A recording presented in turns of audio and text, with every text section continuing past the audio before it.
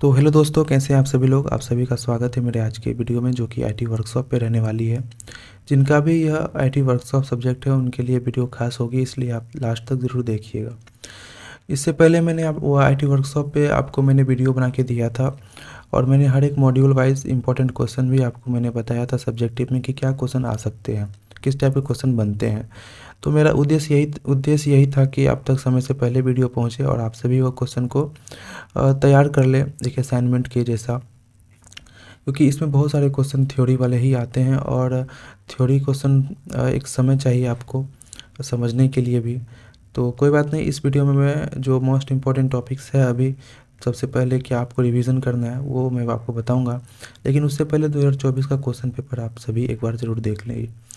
तो देखिए, इसमें क्वेश्चन नंबर 2 और 3 28 नंबर का क्वेश्चन डायरेक्ट यूनिट 1 से आपका आया हुआ है, और यूनिट 2 से आपका फिर 14 नंबर का क्वेश्चन आया हुआ है, और एमएस वर्ड से फिर आपको 28 नंबर का क्वेश्चन देखने के लिए मिलेगा।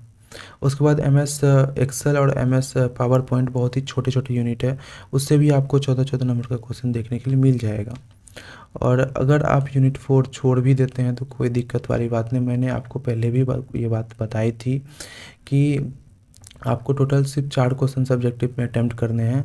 आपको मतलब कि पूरा सिलेबस ही कवर करके नहीं जाना है, और मैं हर एक वीडियो में हर एक मॉड्यूल से इम्पोर्टेंट टॉपिक्स और इम्पोर्टेंट क्वेश्चन ही कवर करते आया हूँ। मैं पूरा सिलेबस मैंने कवर किया भी नहीं। यहाँ कुछ कुछ पोर्शन ऐसे होते हैं कि जिसे आप छोड़ ही नहीं सकते, जैसे इस यूनिट में भी इस सब्जेक्ट में भी ऐसे पोर्शन हैं।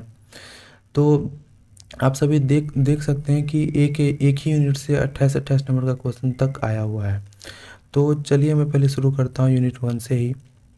यूनिट 1 में आप सभी देख सकते हैं सबसे इम्पोर्टेंट जो हो जाता है वो है पेरिफेरल्स ऑफ ए कंप्यूटर।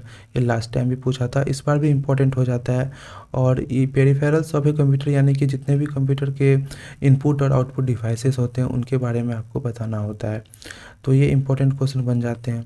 और मॉड्यूल 1 जो है पूरी तरीक़ा से ब्लॉक डायग्राम वाला है, यानी कि आप डायग्राम बना के क्वेश्चन के आंसर लिखेंगे। और देखिए, ये सब्जेक्ट ही पूरी तरीक़ा से ऐसा ही है। आप पॉइंट वाइज लिखिए। देखिए, पूरी तरीक़ा से अगर पैराग्राफ टाइप आप आंसर लिखोगे तो आपको बहुत सोचना पड़ जाएगा, लेकिन आप वही चीज़ को आप ब्रेक करके लिखोगे, पॉइंट वाइज लिखोगे, आप छोटे छोटे पॉइंट में एक्सप्लेन करोगे 2-3 लाइनों में, पैराग्राफ एक लाइन छोड़ के फिर दूसरा पॉइंट लिखोगे, तो आप वो देखने में भी अच्छा लगेगा और एग्जामिनर पे वो प्रभाव भी डालेगा ताकि आपको नंबर अच्छा दे। तो आप सभी लोग कोशिश करें कि पॉइंट वाइज एक्सप्लेन करके ही क्वेश्चन का आंसर लिखें, और डायग्राम जहाँ तक बनने का चांसेस बनता है तो वहाँ पे आप डायग्राम अवश्य बनाएं। तो उसी प्रकार से ये पेरिफेरल्स ऑफ ए कंप्यूटर हो गया। उसके बाद फिर बेसिक लिनक्स कमांड्स, ये पीवाईक्यू में भी आपने अभी देखा कि क्वेश्चन आया हुआ है इससे। फंक्शन ऑफ मदरबोर्ड से भी डायरेक्ट क्वेश्चन आया हुआ है, ये भी इंपॉर्टेंट टॉपिक हो जाता है इसमें। और जो नहीं पूछा है अभी तक वो है सीपीयू का block diagram of CPU architecture और step two of OS installation. तो ये वीवीआई है, इस बार ये ज़रूर आप कर लीजिएगा। ये विंडोज़ या लिनक्स दोनों में से कोई एक ऑपरेटिंग सिस्टम जो आपके सिलेबस में है उसका इंस्टॉलेशन स्टेप बाय स्टेप पूछ सकता है। तो आप ये ज़रूर 2 क्वेश्चन करके जाइएगा, block diagram of CPU architecture और स्टेप ऑफ ओएस इंस्टॉलेशन। ये पूरा मॉड्यूल बहुत आसान है, आपको देखने में लग रहा होगा कि नहीं ये कैसे होगा, लेकिन सही बता रहा हूँ कि यह मॉड्यूल 1 आसान है और स्कोरिंग है, तो आप इसे ज़रूर कर लीजिएगा आप। और इसमें पॉइंट वाइज आप लिखने का प्रयास करिएगा। अब चलिए मॉड्यूल 2 पे, जो सबसे इम्पोर्टेंट इसमें क्वेश्चन बन जाता है ब्राउज़र और सर्च इंजन में डिफरेंस। जैसे कि सर्च इंजन क्या हो गया, डक डक गो हो गया जो ब्रेव का है। उसके बाद से फिर गूगल का खुद गूगल कंपनी का खुद सर्च इंजन है गूगल। और ब्राउज़र क्या हो गया, जैसे कि क्रोम एक ब्राउज़र हो गया, फायरफॉक्स एक ब्राउज़र हो गया, माइक्रोसॉफ्ट का एज एक ब्राउज़र हो गया, और याहू एक सर्च इंजन हो गया। तो इस प्रकार से डिफरेंस आपको 7 पॉइंट इसके याद करके जाने हैं, difference between browser and search engine. उसके बाद सबसे इम्पोर्टेंट हो जाता है antivirus and threats, types of computer threats and how antivirus protect it. ये बहुत ही इंपॉर्टेंट हो जाता है इस यूनिट से ये क्वेश्चन। और जो इम्पोर्टेंट टॉपिक हो जाता है वो थर्ड है प्रॉक्सी सर्वर, तो इसे भी आपको देख के जाना है। अब चलिए यूनिट मॉड्यूल 3 पे, तो सबसे इम्पोर्टेंट जो इसमें हो जाता है mail merge. What is mail merge and write steps to perform it. तो आप मेल मर्ज पीवाईक्यू में भी आया हुआ है और ये एक इम्पॉर्टेंट टॉपिक है, तो आप इसे ज़रूर करके जाइएगा। उसके बाद जो है using Word to create project, certificate, newsletter, resume.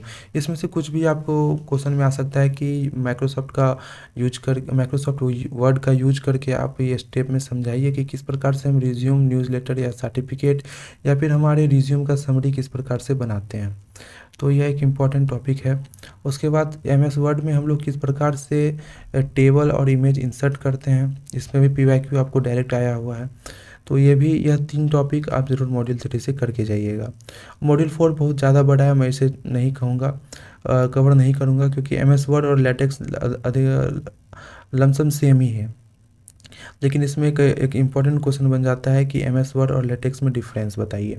तो यह एक क्वेश्चन आप ज़रूर करके जाइएगा। और मॉड्यूल 5 और 6 बहुत ही छोटा है, इसे आप मत छोड़िएगा, क्वेश्चन आ जाते हैं। और क्वेश्चन आपने देखा भी है, 14-14 नंबर का क्वेश्चन पूछा है दोनों यूनिट से। तो आप इसको मत नहीं छोड़ना है, इसको ज़रूर करके जाइएगा, सबसे आसान है और छोटा भी है। तो सेल रेफरेंसिंग इसमें सबसे इंपॉर्टेंट हो जाती है। उसके बाद से basic function and formula of Excel, direct question इस पर आया हुआ है। उसके बाद फिर कंडीशनल फॉर्मेटिंग, और सबसे इंपॉर्टेंट जो अभी तक नहीं पूछा है, slide transition versus custom animation, ये आप ज़रूर करके जाइएगा। और insertion of objects in PPT like video and image. तो ये सारे टॉपिक्स आप ज़रूर एक बार रिवीजन करके जाइएगा। कल भर का आपके पास समय है, तो आप कोशिश करिए कि खुद से क्वेश्चन को समझ के खुद से प्रैक्टिस करने का, जो मैंने आपको सब्जेक्टिव क्वेश्चन दिया था। और इस सारे इंपॉर्टेंट टॉपिक से जो भी इंपॉर्टेंट क्वेश्चन मैंने आपको बताए हैं इससे पहले वाले वीडियो में, तो उसे आप ज़रूर एक बार प्रैक्टिस कर लीजिएगा। और आप पीवाईक्यू भी एक बार अच्छे से ज़रूर देख के जाइएगा, क्या क्या इंपॉर्टेंट क्वेश्चन पूछे हैं और किस प्रकार से क्वेश्चन पूछे हैं, और इसी प्रकार से क्वेश्चन आएंगे भी। तो आप सभी का एग्ज़ाम अच्छा जाए, मैं यही प्रार्थना करता हूँ। और मिलता हूँ अगले वीडियो में, जो कि इंजीनियरिंग फिजिक्स का पार्ट 3 रहने वाली है। जिनका भी इंजीनियरिंग फिजिक्स का सब्जेक्ट है वो वीडियो ज़रूर देखें। मैं इंजीनियरिंग फिजिक्स में हर बार क्वेश्चन रिपीट होता है, और जो क्वेश्चन मोस्ट रिपीटेड है मैंने आपको पार्ट 1 और पार्ट 2 में अधिकतर क्वेश्चन बता दिए हैं। जो बच जाते हैं पार्ट 3 में मैं बताऊँगा। तो मिलता हूँ अगले वीडियो में, तब तक के लिए आप सभी का बहुत धन्यवाद। आपका एग्ज़ाम अच्छा जाए, आप अच्छे से तैयारी करें। धन्यवाद।